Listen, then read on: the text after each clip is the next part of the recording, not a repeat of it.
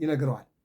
በሱ ጊዜ ያለውንም ይነግረዋል። ከሱ በኋላ የሚመጣውንም ይነግረዋል። ይሄ ነው ራእይ ማለት። ራእይ ወደኋላም ወደፊትም፣ ትንቢት ወደኋላም ወደፊትም ብላ ቤተክርስቲያን በትርጓሜ የምታስተምረው ይህንን ነው ማለት ነው። በፍጹም ስዋሬ ተሰውራ ያለች አንድም መጽሐፍ ጽሕፍት በፍጹም ስዋሬ በሰባት ቁጥር ማለት ነው። በሰባት ማህተም ማለት ነው። በማን በፈቃደ እግዚአብሔር የተዘጋች ማንም የሰው ልጅ ሊያውቃት የማይችል ምስጢረ ዓለም እንተ ውስጣ የሚታየው ወንታፋ የማይታየው በውስጧ የማይታየው በውጭ ያለው የሚታየው ይቀጥልና ምስጢረ ዓለም እንተ ውስጣ የሚታየው ወንታፋ የማይታየው አንድም እንተ ውስጣ ከሰማይ በላይ ከምድር በታች ያለው ወእንታፋ ከሰማይ በታች ከምድር በላይ ያለው ወህትምት በፍጹም መናስክተ ጥበቡ ተሰውራ ያለች አንድም ወህትምት በሰባት ክፍል የተሰነደች ተቀምራ የተቀመጠች መጽሐፍ ናት ብሎ ዘህልው ላለው አመጣ። አንድም ብቻ መጻእያትን አያሳየውም ይልና ኃላፊያትንም ያሳየዋል ብሎ መጽሐፍ ጽሕፍት አዳም እንተ ውስጣ ወእንታፋ ስጋው ወህትምት በሰባት ሀብታት የከበረ አሚን ኩነኔ ንጽሕና ኃይል መንግስት ክህነት ትንቢት ምስጢር በውስጡ ያለው እንውሰደው። ምንድን ነው? ስጋው ወህትምት በሰባት ሀብታት የከበረ አሚን በእውነት የታወቀ ኩነኔ መግዛት፣ ኩነኔ ፍርድ፣ ኩነኔ በእግዚአብሔር ዘንድ የታወቀ ሰዎች የማያውቁት ፈቃደ ሥላሴ ንጽሕና በንጽሕና የሚኖሩ ኃይለ እግዚአብሔር መንግስት በእግዚአብሔር ክህነት ትንቢት መጽሐፍ ጽሕፍት ይቀጥልና ማለት እመቤታችን እነዚህ ሁሉ ምንድነው? ሀብታት። ለምሳሌ ለዳዊት ሰባት ሀብታት ተሰጠውታል። ለቅዱስ ጊዮርጊስ 7 ዓመት እንዲጋደል ሀብታት ተሰጠውታል። ለዮሐንስ መጥምቅ አንዱ ነው ሳለ 7 ሀብት ተሰጥቶታል። ሀብታት አሚን ማለት ሃይማኖት ማለት ነው። ኩነኔ ማለት መገዛ ማለት ነው። ንጽሕና ማለት ንጽሕና መጠበቅ ማለት ነው። ኃይል ማለት ኃይለ እግዚአብሔር ማለት ነው። መንግስት ማለት ነው የመንግስተ ሰማያት ቁልፍ ማለት ነው። ክህነት ማለት አገልግሎት ማለት ነው። ትንቢት ማለት መናገር ያለፈውንም የሚመጣው መጻኢውንም ኃላፊውንም የተናገረበትን ይልና መጽሐፍ ጽሕፍት ይልቁንም እመቤታችን እንተ ውስጣ ነፍሷ ወእንታፋ ስጋዋ ወህትምት በፍጹም ክብር የከበረች እስመ ሁልቆ ሳብዕ ፍጹም በኀበ ዕብራውያን 7 ቁጥር በዕብራውያን ዘንድ ፍጹም ነው ይለዋል። ይህ ነው የሚናገረው። እስመ ሁልቆ ሳብዕ ፍጹም በኀበ ዕብራውያን ፍጹም ውእቱ እንዲል መጽሐፍ ጽሕፍት ጌታ መጽሐፍ የተጻፈች ምስጢር መጽሐፍ ጌታ ምንድን ነው የሚናገር? እንተ ውስጣ ነፍሱ ወእንታፋ ስጋው አንድም እንተ ውስጣ መለኮት ወእንታፋ ትስብእት ወህትምት ኢሳይያስ የተናገረለት 7ቱን ሀብታት መስጠትን በተዋህዶ ገንዘብ ያደረገ መንፈስ ለቦ መንፈሰ አእምሮ መንፈሰ ጥበብ መንፈሰ ምክር መንፈሰ ኃይል መንፈሰ ረድኤት መንፈሰ ፈሪሃ እግዚአብሔር 7 ሀብታት የሚባሉ በእግዚአብሔር ዘንድ የተሰጡ። ለምሳሌ ዮሐንስን 7ቱን አይተናል። የዳዊትንም 7ቱ የራሳቸው ሀብት አላቸው። አሁን እዚህ ላይ አናመጣው። ዳዊት 7 ሀብታት ተሰጥቶታል። ዮሐንስም ዮሐንስ መጥምቅ ማለት ነው 7 ሀብታት አንድ ሲሆን 7 ሀብት የተሰጠው ነው። እዚህ ላይ ግን የምናየው ምን ይላል? ትስብእት ወህትምት ኢሳይያስ የተናገረለት 7ቱን ሀብታት መስጠትን በተዋህዶ ገንዘብ ያደረገ እኔው መንፈሰ ለበወ ልብ የሚያደርግ መንፈሰ አእምሮ እንድናስብ የሚያደርግ መንፈሰ ጥበብ የጥበብ መንፈስ መንፈሰ ረድኤት ረድኤትን የሚያድል መንፈስ መንፈሰ ፈሪሃ እግዚአብሔር እግዚአብሔርን መፍራት የሚሰጥ ቀዳሚሃ ለጥበብ ፈሪሃ እግዚአብሔር የጥበብ መጀመሪያዋ እግዚአብሔርን መፍራት ነው እንዳለ ቅዱስ ዳዊት እንዳለ ሰሎሞን በምሳሌ ምዕራፍ 1 ቁጥር 7 ላይ ይለናል። ወርኢኩ መልአክ አብይ ይጸርህ ወይ ይብል በቃል አብይ ለመኑ ይደሎ ይክስታ ለዛቲ መጽሐፍ። ግሩም መልአክ በታላቅ ቃል እንዲህ አለኝ ይላል። ግሩም መልአክ በታላቅ ቃል አሰምቶ ሲናገር ሰማው። የመልአኩን ቃል እንድንሰማ እግዚአብሔር ይርዳን። እመቤታችን ተአምነቶ ማርያም በአምሳለ ገብርኤል መልአክ መጣና ቅዱስ ገብርኤል አልወሲሶ በእዝና ኩሎ ዘልሃኮ ነገራ ሳይጨምርም ሳይቀንስም ከላከው የሚበልጥ መልእክተኛ የለም፣ ከተነገረም የሚበልጥ መልእክት የለምና በጆሮዋ ነገራት ይላል። ይህንን ነው የሚናገረው። ምን አለ? ግሩም መልአክ በታላቅ ቃል አሰምቶ ሲናገር ሰማሁ። ምስጢረ ምጽአትን ሊቃውንት ሊመረምሯት ገንዘብ ሊያደርጓት ለማን ይቻለዋል? ምስጢረ ምጽአትን ምስጢረ ምጽአት ንግረነ ማይዜ ይከውን ምጽአትከ ወለህልቀት ዓለም። ሐዋርያት እኮ ጠይቀዋል እኮ ምጽአትን መቼ ይሆናል? ዓለም የሚያልፈው መቼ ነው ብለው የማቴዎስ ወንጌል ምዕራፍ 24 ሐዋርያት ሲጠይቁ ምልክቱን ነው የነገራቸው እንጂ ቀኑን አልነገራቸው። እንደውም የሰው ልጅን ቀኖችን ለማየት ትፈልጋላችሁ፣ ነገር ግን አታዩትም፣ አትደርሱም። እንደ ነቢያትም እኮ እችን አሁን ያለንባትን ሮቅሰር ይዋወታም ህዋው አይመሩ ከማሀገሮሙ ኢቲ ገነት ኢቲ ነቃ ገነት አዘቅተ ማየ ህይወት ማይደር ለንጹሐን። መጀመሪያ ይህንን አዲስ ኪዳኑ፣ ከዚያ ቀጥሎ ደግሞ የአዲስ ኪዳን እመቤት እመቤታችን ናት። ከዚያ ቀጥሎ እመቤታችን አዩ፣ ቀጥሎ አዲስ ኪዳን አዩ፣ ከዚያ ቀጥሎ መንግስተ እግዚአብሔር ናዩ። ይህን ነው የሚናገር። የማትመረመር ይልቁንም ደግሞ የሰው ልጅ ሊደርስባት የማይችል ጠበ እግዚአብሔር ይህን ነው የሚለው። ይፍታህ ማኅተሚሃ ወይፍታህ ማኅተሚሃ። ይህች መጽሐፍ ሊገልጻት ቁልፏን ሊፈታት ማለት ምስጢረ ምጽአትን ሊመረምራት ሊያውቃት ለማን ይቻለዋል?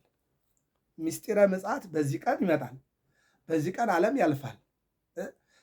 በነፋስ ኃያል ተቀጠቅጧል አሕማረ ተርሴስ። በነፋስ ይህን ዓለም መቼ ትበትነዋለህ ወይም መቼ ትሰበስበዋለህ ብሎ የሰው ልጅ ሊጠይቅ ይችላል እንጂ መቼ ነው ብሎ ማወቅ አይችልም። ቅድም ተናግረናል። ከሰው ልጅ የተሰወረ ሌላ አንድ ድጓን እንውሰድ። አመ ይፈጠራ እግዚአብሔር ለምድር ይዜንዎ ለሰማይ ወይተማከረ ምስለ መላእክቲሁ ወተከለ ሰለስተ ጽሕወት በዲበ ምድር ይላል። እግዚአብሔር ዓለሙን ሲያመጣ ከማንም ጋር አልተመካከረም። በቃ ባጭሩ ዓለምን ሲጠቀልለውም ከማንም ጋር አይመካከርም ነው። ተዘጋ። ምን አለ? ይህች መጽሐፍ ሊገልጻት ቁልፏን ሊፈታት ማለት ምስጢረ ምጽአትን ሊመረምራት ሊያውቃት ለማን ይቻለዋል? ሌላ እንውሰድ። በእንተ ሔዋን ተአጽሖተ ገነት ከሰባት ዓመት በኋላ ሔዋን በለስን በልታ አዳምን አብልታ በሔዋንና በአዳም ስህተት ገነት ተዘጋች። የሐሙስ ውዳሴ ማርያም እንምጣ። በሔዋን ምክንያት የገነት ደጅ ተዘጋ። ይህ ታውቋል። 7 ዓመት ሲሆናት ነው። ነገር ግን ምንድን ነው ከአዳምና ጌታ በዘፍጥረት 3:9 ላይ በሐሙስ ዕለት ወበመንፈቃ ለዕለት ትወለድ ወለትከ ወድቅስተ በርብከ 5500 ዘመን ሲፈጸም ከሰማይ ሰማያት ወርጄ ከድንግል ተወልጄ አድንሃለሁ። ይህንን ግን የሚያውቅ አልነበረ። መቼ እንደሆነ የሚያውቅ የለም። እሺ መጣ፣ ከድንግል ማርያም ተጸነሰ፣ መጣ፣ ተወለደ፣ መጣ፣ ተጠመቀ፣ ቀራንዮ ላይ ተሰቀለ። ተሰቅሎ በቀኝ በኩል ያለውን የማናይም ወይም ጥጦስን ሂድና ወደ ገነት ግባ አንተኑ ተቀድሞ ለአዳም በውያ ውስተ ገነት ብሎ እስከሚያስገባውና እነሆ የማናይ እስከሚገባ ገነትን ማንም በመቼ ትከፈታለች ብሎ የሚያስብ የለም፣ ያወቀም የለም። ይህ ምስጢር ዝግ ነበረ። ነገር ግን በሔዋን ምክንያት ሞት መጣ፣ በእመቤታችን ሕይወት ተገኘ። በሔዋን ምክንያት የገነት ደጅ ተዘጋ፣ በድንግል ማርያም ተከፈተ። በሔዋን ምክንያት ዕፀ ሕይወትን አጣን፣ በድንግል ማርያም ዘውቱ ሥጋው ለክርስቶስ የክርስቶስን ሥጋ አገኘን ይለን። ይሄ ባጭሩ ጌታችን መጥቶ በመስቀል ላይ ተንጠልጥሎ ደመ መለኮቱን ጥጦስ ወይም ደግሞ ለየማነ በቀኝ እንደተሰቀለው ማለት ነው ሰጦት ሂድና ይህ ቁልፍ ነው ከፍተህ ግባ አለው። ምን አለ እንዴ? ሱራፊ የሚባል መልአክ ዘፍጥረት 3 መጨረሻው ላይ የምታንቀለቀል የምትንበለበል ሰይፍ ይዞ እኮ ይጠብቃል አለው። እጅህን ዘርጋ አለው። እጅ ሲዘረጋ ደመ መለኮት ጠባ አደረገ። ምን ላድርገዋል? ይህን አሳየው፣ ዝቅ ይልሃል፣ ያን ጊዜ ግባ አለው። አንተኑ ተቀድሞ የሚለው እዚህ ላይ ይመጣል ማለት ነው። እንደውም ሊቁ ምን ይላል? ፈያታዊ ዘይማን መኑ መሐረኮ መኑ ነገረከ አንተ የበረሃ ወንበዴ በመስቀል ላይ በመንግስት ሐሰበይ ብለህ እንድትጠይቀው አምላክ መሆኑን የሚችል መሆኑን መሐሪ መሆኑን የዓለም ጌታ መሆኑን ማን ነገረህ አለው። ማን ነገረህ? መኑ ነገረህ እኮ መኑ ማረክ ማን አስተማረህ አለው። ቀጠለና ነቢያተ ያተትኩ አለ። የነቢያትን ትንቢት አልመረመርኩም አለ። ወሐዋርያተ ይተሮኩ ከሐዋርያት ጋር በዋሉበት አልዋልኩም፣ ባደሩበት አላደርኩም፣ ምስጢር አላደራደርኩም፣ አልተማርኩም፣ አላወኩም አለ። አላ ፀሐይ ቀጸበተኒ ፀሐይ ግን ጨለማ ስትሆን ነገረችኝ አለና ኃይለ መስቀሉ መድኃኒት ሆነኒ የእሱ መስቀል ለእኔ መድኃኒት ሆነኝ አለ ይላል እና ሄዶ ገነት ገባ። ጌታ ሂድ ግባ እስከሚለው ድረስ የገነትን ደጅ በዚህ ጊዜ ትከፈታለች ብሎ የሚያስብና የሚያቅና ያነበበ አልነበረም ነው። ይቀጥላል። ወአልቦ ዘክለ ከሲቶታ ለይቲ መጽሐፍ ወኢርእዮታ ያችን መጽሐፍ ገልጦ ሊያያት የተቻለው የለም ማለት ምስጢረ ምጽአትን ሊያውቃት ሊመረምራት ገንዘብ ሊያደርጋት የተቻለው የለም። ይህ በሰማይ አሁን ደግሞ ወደ ዋናው ምስጢር ደግሞ መጣ። ደግሞ ይህ በሰማይ አለ። ለዚህ ነው እዛ የማቴዎስ ወንጌል ምዕራፍ 24 ላይ መላእክትም ቢሆኑ የሰው ልጅም ቢሆን ያለውን ነው የሚያመጣው። እዚህ ጋር የሰው ልጅ ያለ እግዚአብሔር ልጅ ነው ራሱን ነው በስጋ ስለለበሰ ያው የኛ ስጋ የሚያውቀውም የማያውቀውም ባህሪ እንዳለ ለማመልከት ነው እና አምላክ ሰው መሆኑ ፍጹም ሰው መሆኑ ፍጹም ሰው ፍጹም አምላክ መሆኑን ለማሳየት ስለተፈለገ ነው። አሁን ምን አለ? ይህ በሰማይ መላእክት ቢሆኑ አንድም መላእክት ሆኖ ወኢ በምድር ደቂቀ አዳም ሆኖ ወብዙሃን እለበከዩ ያዘኑ ያለቀሱ ብዙ ናቸው። ወአነሂ ምስሌሆሙ በከይኩ ያለበት ነው። እኔም ከሳቸው ጋር አዘንሁ አለቀስሁ። ልጅነት በታጣበት ወራት ከሳቸው ጋር እንዳለ ሆኖ ያዝናል ያለቅሳልና ኢ በሰማይ በመላእክት ወኢ በምድር በሰው ልጆች ወብዙሃን እለበከዩ ብዙዎች ካለቀሱት ወይም ባለቀሱት በኩል ሁሉ ይሄ አልታወቀም፣ ሊታወቅም የሚችል አይደለም የሚለውን ተረጉሟል። እስመ አልቦ ዘተረክበ ዘይደሎ ይክስታ ለይእቲ መጽሐፍ ወይም ደግሞ ይክስታ ይገልጣት ዘንድ ይከስታ ለመግለጥ ይገልጣት ዘንድ ይግለጣት እያለ ይክስታ ይከስታ ይገልጣት ዘንድ ይክስታ ይግለጣት የሚል ነገር ነው። ግን በአጭሩ እዚህ ጋር ይክስታ ነው የሚለው ለይእቲ መጽሐፍ ያችን መጽሐፍ ገልጾ ሊያያት የተቻለው የለምና አለ። ምስጢረ ምጽአትን ሊያውቃት ሊመረምራት ገንዘብ ሊያደርጋት የተቻለ የለምና ምጽአትን ሊመረምር ሊያውቅ የቻለ የለምና ይላል። ይህችን መጽሐፍ ሊገልጻት ቁልፏን ሊፈታት የቻለ የለም። አንበሳ ወልደ እግዚአብሔር ነው። ሞዓ አንበሳ የሚለውን ያን ዳንኤል የተናገረውን ያመጣዋል። አንበሳ ወልደ እግዚአብሔር ነው። ከይሁዳ ወገን ከሚሆን ከዳዊት ባህሪ የሚሆን ወልደ እግዚአብሔር ምጽአትን ሊቃውንት ሊመረምሯት ገንዘብ ሊያደርጓት ገንዘብ ሊያደርጋት ተችሎታልና ድል ነስቷልና ቢል አንድ ነው። አንበሳ አለው። አንበሳ ፍለጋው